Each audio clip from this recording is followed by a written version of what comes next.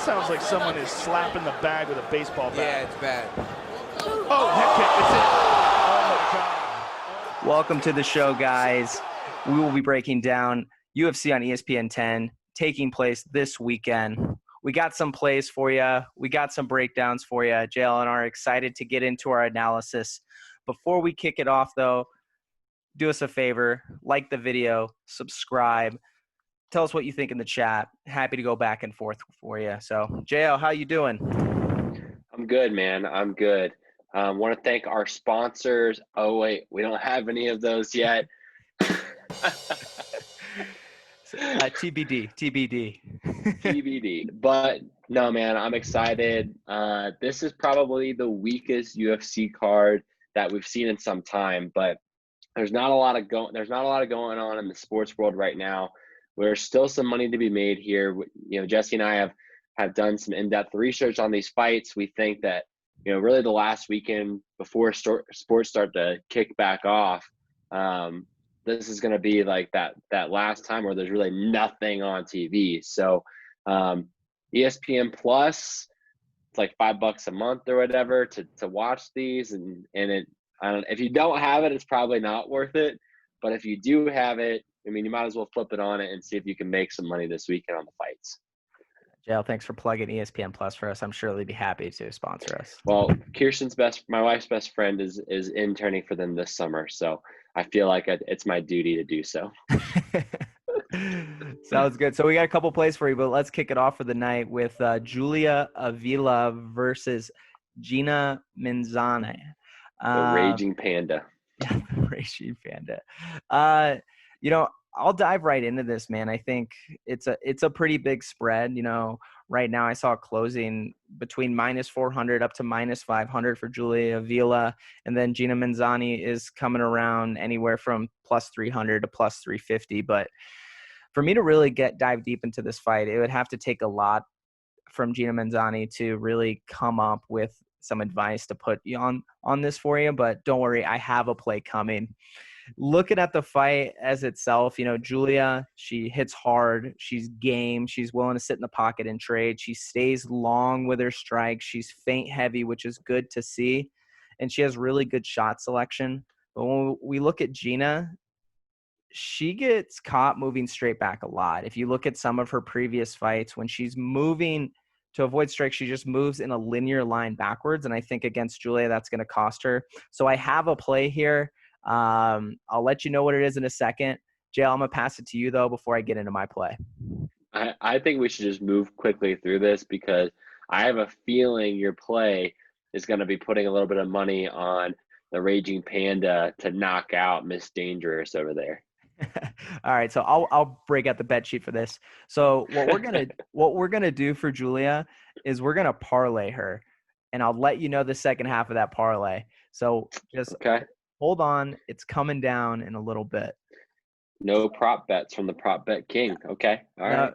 No prop bets on this one yet, but I just think Gina doesn't show enough to even give her enough trust with any of our money. So we're going to parlay Julia, try to get those odds a little bit better to where we like them.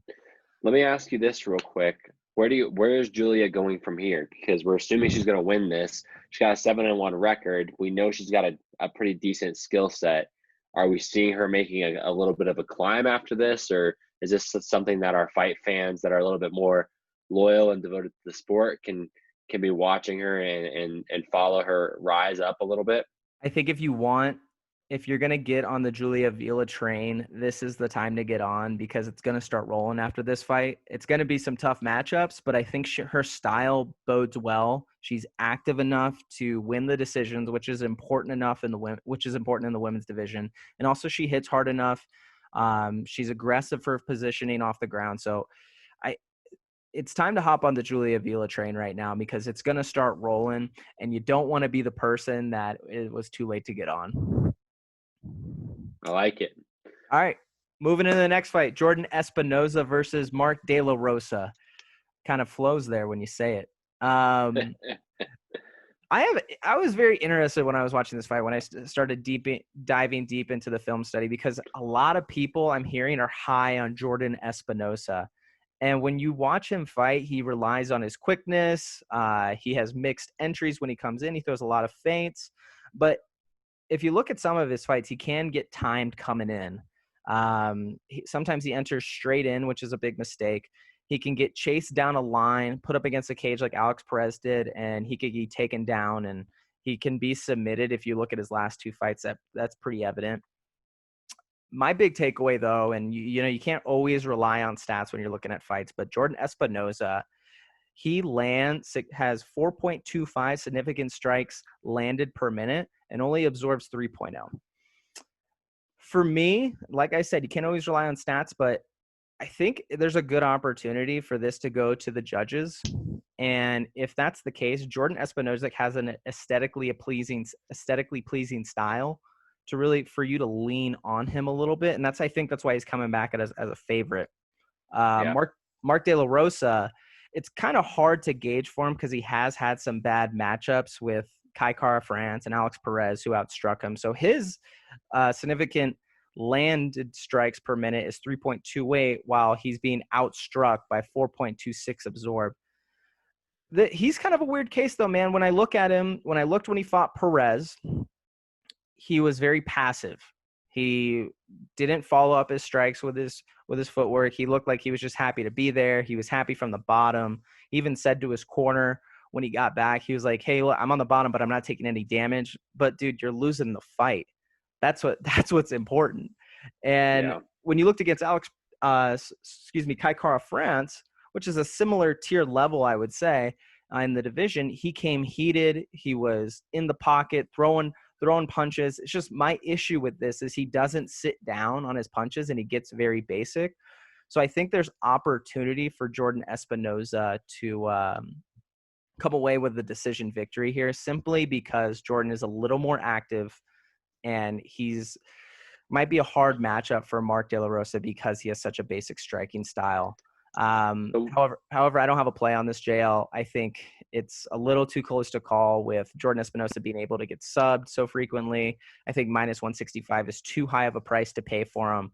And I don't believe in Mark De La Rosa because who knows which one you're going to get.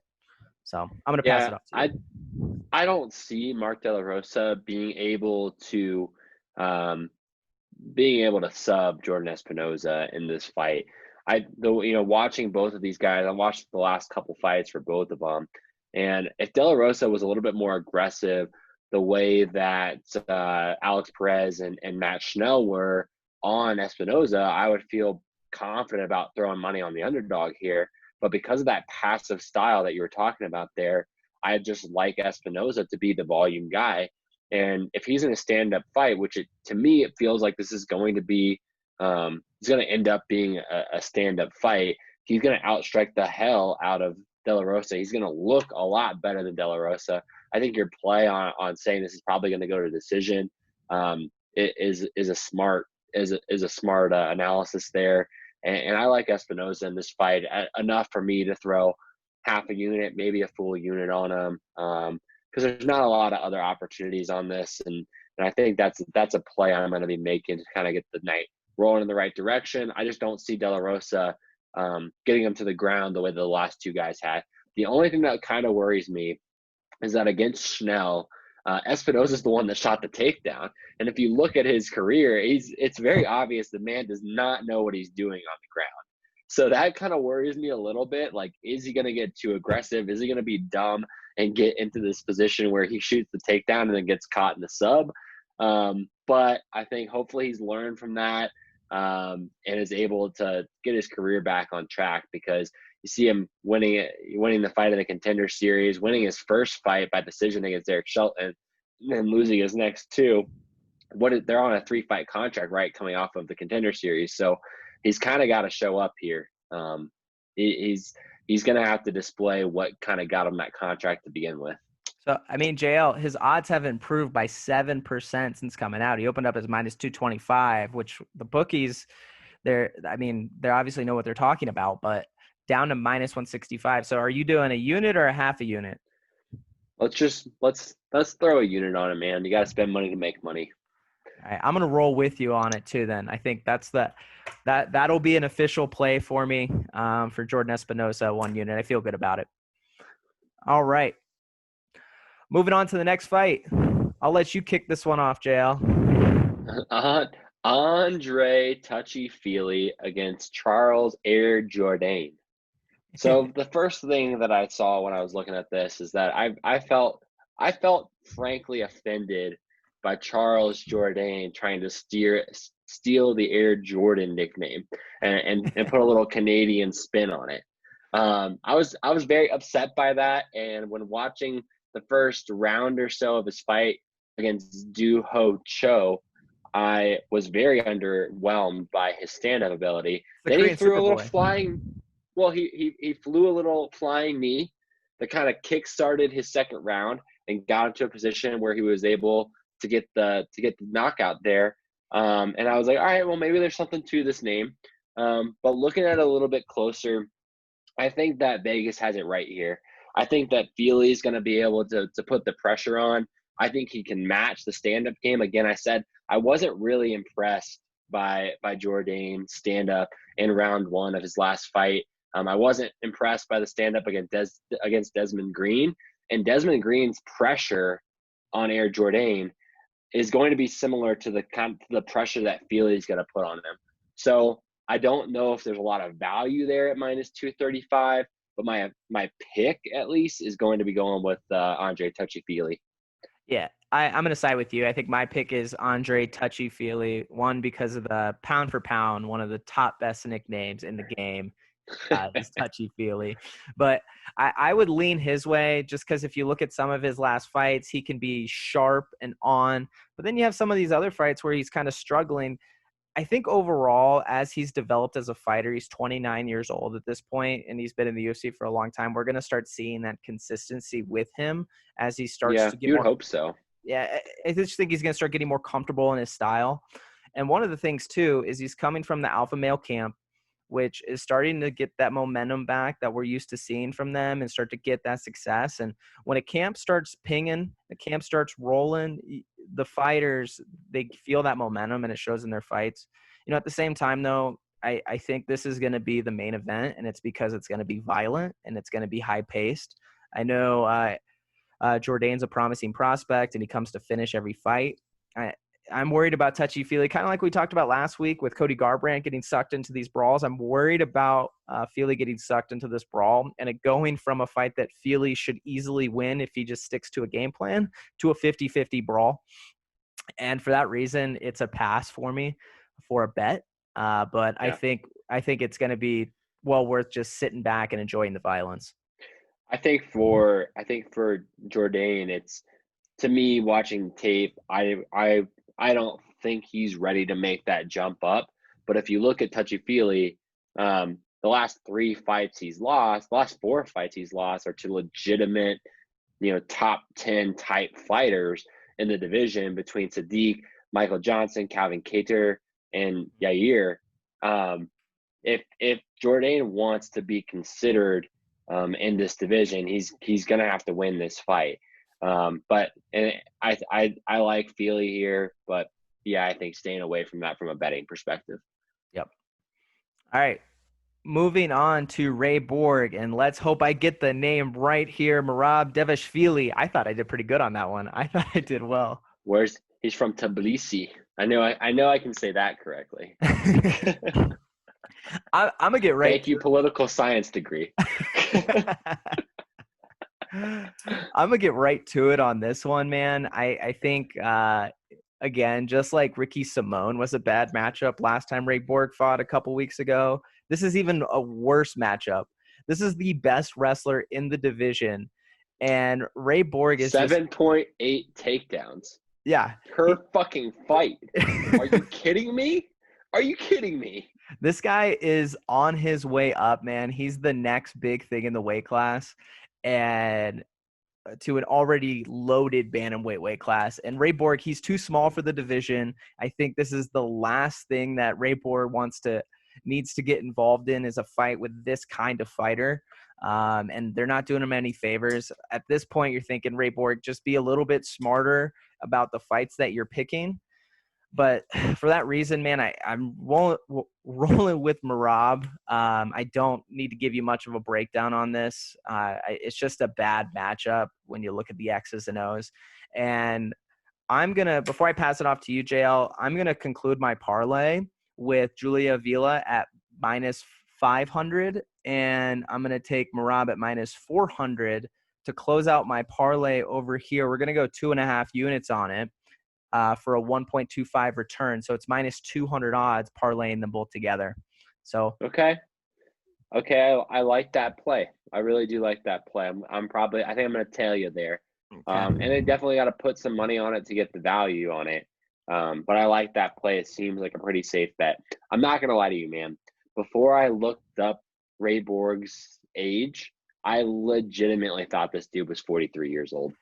Watching against Ricky Simone in his last fight, I thought Ray Borg was this journeyman fighter literally on his way out the door. I am stunned he's only almost 27 years old at this point. So I'm trying to come to copes with that. I will say, from watching and Ricky Simone fights a little bit more recklessly from what I can tell than Merab does.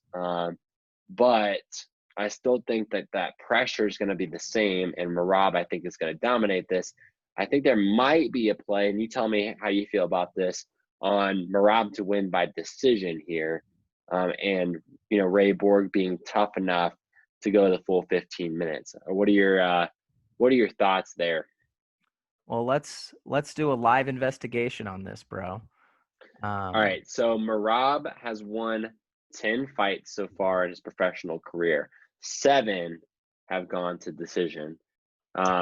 Take a look at Ray Borg, has won 13, 6 have gone to decision, has lost 5, and 4 were by decision. So I feel like, he's demonstrated the fact he's never been knocked out. He's only ever been submitted once. So it tells me that he's got some ground game there. He's got 6 submissions himself. I feel like maybe this is a good play to go on Merab, who's going to dominate the fight if it goes the way that we're thinking it goes. Bet on him to win by decision here, and just hope the judges don't rob us there. I think, yeah, it is a little bit getting fancy rolling with the decision because we feel good that Merab is going to win. If you look at I do know with Merab, he comes out pretty strong, and he tries to take you out early is his move, but the thing is, he hasn't done that. He's won 10 times, knocked out 2 people, and submitted only 1. So that's what I'm thinking here. And there's no, at least on DraftKings, which is what we're using here in Colorado, don't have the prop bets on that yet. It looks like Jesse's pulling some odds there.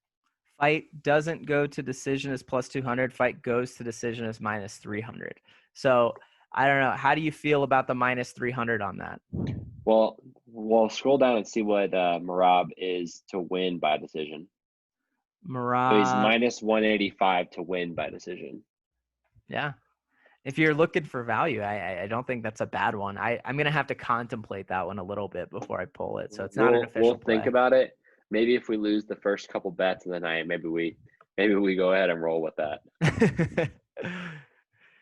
All right, moving on to the next fight. I know, JL, you're itching to talk about Marvin Vettori. Well, Marvin is my middle name, so him and I have some shared heritage somewhere down the line. Marvin is not a very common name. I've literally only know, besides my grandfather, who I inherited the middle name from, I literally only know one other person named Marvin. It was my teammate, Marvin Bracey from track in high school. Shout out. Ended up being an Olympian. Yes, I know him. Anyways, to me, this is a really interesting fight, and I think kind of a make or break for both of these guys in the UFC. Obviously, Karl Roberson's a little bit older here, a little bit more experience, but both haven't fought in almost a year at this point, and both kind of have a similar records here in the UFC. So, my opinion, Martin Vettori, I think he's favorite mainly because of his split decision against Israel. Obviously, he's won his last two fights, so he bounced back pretty heavily from that. But I kind of liked a little bit of a value bet on Karl Roberson at plus 175. Hey, I think this is the first time tonight that we're splitting directions here. I'm going to roll with Marvin Vettori. I think Marvin Vettori is a promising prospect. He's well-rounded. I think, he's getting some hype up from that Israel fight, but he gave Israel some legitimate problems, and it was a split decision that I thought it really could have went either way on there. Marvin did have some troubles with the complexity of Israel's game when Israel settled in the second round with the feints. But I think Karl Roberson, he's an Adonis. He comes out there, he looks intimidating in the first minute. The first round, he's very dangerous. But there's been some blueprints out there, a la Glover Teixeira, on how to neutralize him and how to win this fight. And I think Marvin can take it where it needs to go. I also think if you look at some of the heat that's coming in, because this is a rescheduled bout, these guys almost got in a fight in the hotel lobby a couple cards back because Karl Roberson's inability to make weight. So I think Marvin's going to come in motivated. I think he's going to do the right things. He's going to stay out of danger. And I think Marvin grinds this thing out for a decision. For me, though, minus 205 to that minus 225 range, I think it's a little too much. What I would do is I would pay attention to this line come fight time. I think Karl Roberson, for the casual bettor, he's going to look intimidating. They're going to show you highlights of his knockout wins. And I think some late money might come in from the casuals on Karl Roberson, and just watch that line move, kind of like we did with Chase Hooper or Alex Caceres last week. We watched Chase Hooper go from a minus 165 start of the night to all the way up to like minus 200, minus 210. I think that could start coming Karl Roberson's way simply because of how intimidating his highlight reel is going to be. See, I feel like you're wrong there. And I feel like the money, the casual fight fan, the casual bettor is going to look at Vettori and see that split decision against Israel. Israel's become such a massive star now. He wasn't at that point when he fought Vettori, but they're going to see that that split decision and start putting. And you see it right there. You see it right there in the trend. I think that Vettori is a little bit of a sheep in wolf's clothing. I kind of like Karl Roberson here to shut his mouth a little bit, talking about not making weight. Listen, man. Sometimes guys like to drink beer and eat Cheez-Its. You can't hate on them for that. I like Roberson to come in here and put on a little bit of a show and sit Vettori down and send him back down to working his way back up the ladder. So do I get the bet sheet out for this one, JL?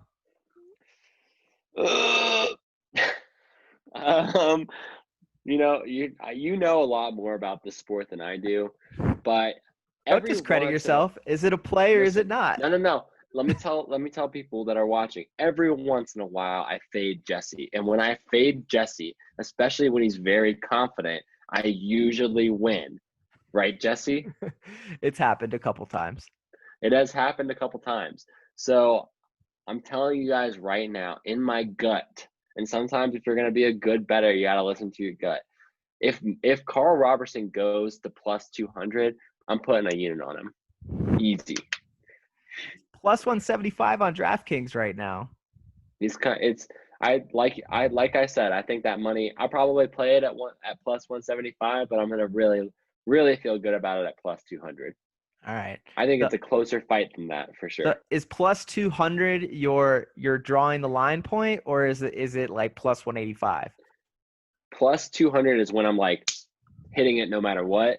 Plus 175, anything over plus 150 when I have a few beers in me on Saturday night is what I'm going to play. Fair enough. I like it. All right.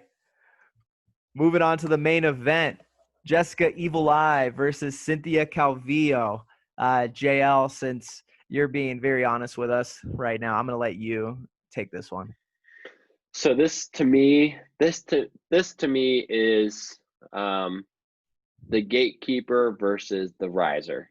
And I know I like to throw that word gatekeeper around quite a bit when we do these, but Jessica Eye has shown time and time again that she really is kind of that last stepping stone to getting to the elite level. And to me, this is a great opportunity for Carvillo. Calvillo. No, it's not going to happen for me. It's a great opportunity for Cynthia to go out there and get a W. I do think this is going to go to decision. So I think that's the actual play on the night. I don't think either one of these ladies is going to knock the other one out. So I think that's the best play. And obviously these are basically close to even odds, but I think Cynthia is a little bit better on the ground, or on her feet from what I could tell. I think she's going to have a little bit higher volume than Jessica I will. And I like Cynthia to win this and pick her apart with that volume and with placing her shots. Okay. So what I'm thinking on this fight, I think it's similar. I'm siding with you. I'm going to go with Cynthia Calvillo. I think Jessica I's a good boxer, but I think you kind of said you encompassed it pretty well. She is a gatekeeper role. She's never going to beat Valentina. So in that case, a lot of people fall into that gatekeeper category. But I think Cynthia Calvillo is the rising star, and this is set up for Jessica I to lose this fight. UFC wants her to win, man. Yep. UFC wants her to win. I can't bet on Jessica I for a couple reasons. I mean, when this is coming in at even money, minus 110 both sides. Jessica I, in all of her fights, she fails to put a stamp on rounds. So that leads to a lot of split decisions in her records, or decisions that really are disputed or could go either way. And I just can't bet on a fighter where it's going to go down to the judges, because you and I both know, JL, you can't trust the judges on this one. And I can't trust someone who's too passive and can't put a stamp on a round. Cynthia Calvillo, she's a more complete striker. She might not be the better boxer, but she's going to attack from multiple levels, and she's way better on the ground. I think Cynthia is going to be able to keep the pace if we get the best one showing up. I mean, I heard that she's been training at AKA because of quarantine. She's not an alpha male for this camp. So she's been training at AKA with a solid wrestling program, just so everybody out there knows this is where the Cain Velasquez, the Habibs, the DCs of the world have come out of. With her Tiger Muay Thai background. Yep. So I think this is going to be, Cynthia is going to come out. She's going to entertain the stand-up for a little bit, and then she's going to get this thing to the ground later on, and I think she grinds out a decision. I don't know if she can finish Jessica. It's a possibility, but I think Cynthia Calvillo wins this one. I'm still on the fence whether it's a play on this. I'm probably going to make a one-unit play on Cynthia now that I'm thinking about it. So this is an on-the-fly decision. JL, are we both making a play on Cynthia? I like it. What do we think looking at odds for going to decision as well? Yeah, great question. I'm to be clear, I'm down with the one-unit play on Cynthia there, but I also think there might be some value there to seeing this go to decision. I think so too. So I minus 215. Yeah, I like it. I like it at minus 215. Okay. Is that a one-unit play? I think that's a 2-unit play. Okay. I don't see either one. I don't see anybody finishing anybody in this fight. So I like this. All right. So actual real question though, is this a 5-round fight or a 3-round? I guess it's 5-round, right? It's a 5-round fight. Yeah. That concerns me a little bit. That does make me a little more hesitant to pull the trigger for 2 units on the fighter goes to decision, especially if I'm pretty confident that Cynthia is going to be, she's aggressive with her jiu-jitsu on the ground, and this is a smaller cage again. True. So I think it's a possibility this thing ends up on the ground at a higher rate than we would normally expect.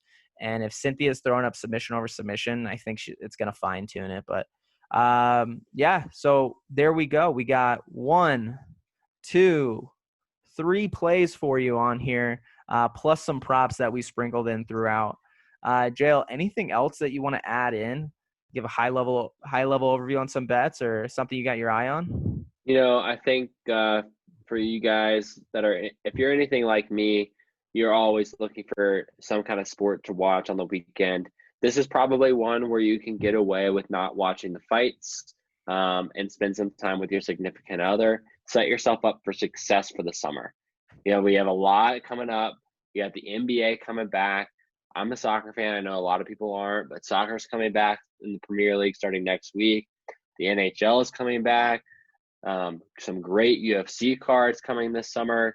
Maybe use this as a weekend to kind of say, hey, babe, do you want to go for a hike, or maybe we take a weekend away, or do whatever your significant other would like to do during this weekend. Take this as a pass and then bank that time for later. That's my best play of the weekend and the smartest play that you can make, I think.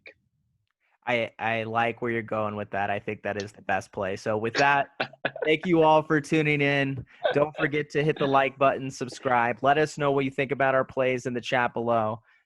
Thanks so much for tuning in, and we'll catch you next fight week.